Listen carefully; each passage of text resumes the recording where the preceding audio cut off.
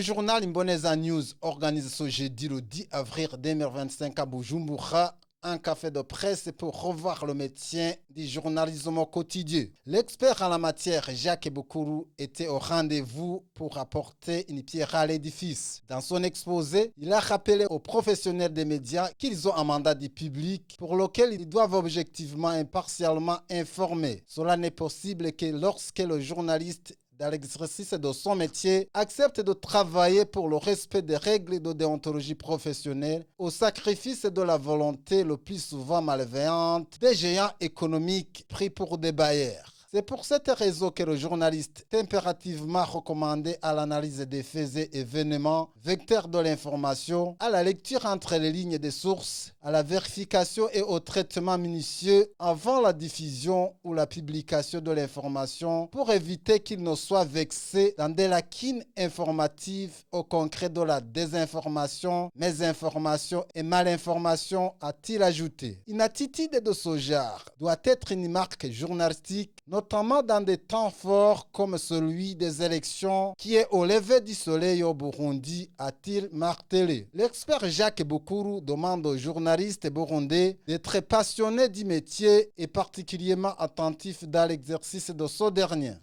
On peut apprendre sur le tas.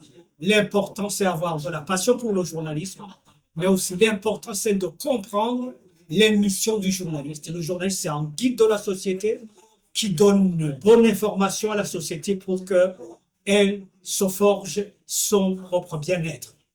Comprendre les missions du journaliste et puis apprendre sur le tas et être passionné par cette mission noble d'être guide de la société.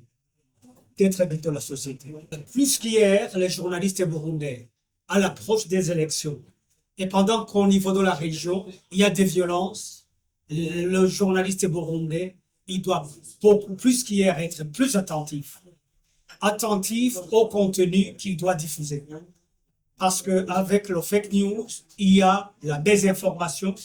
Par erreur, il peut diffuser des contenus qui sont faux.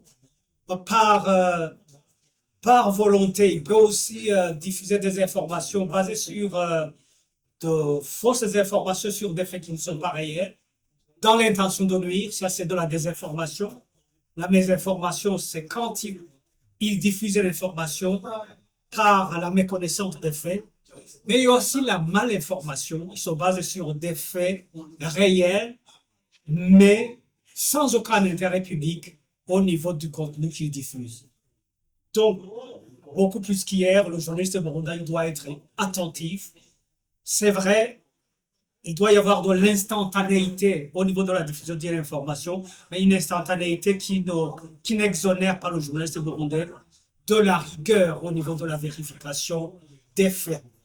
Le directeur du journal Imboneza News, Nyonguru Willy, parle des inquiétudes à l'exercice du métier par rapport aux lacunes mobiles au renforcement de capacités des journalistes.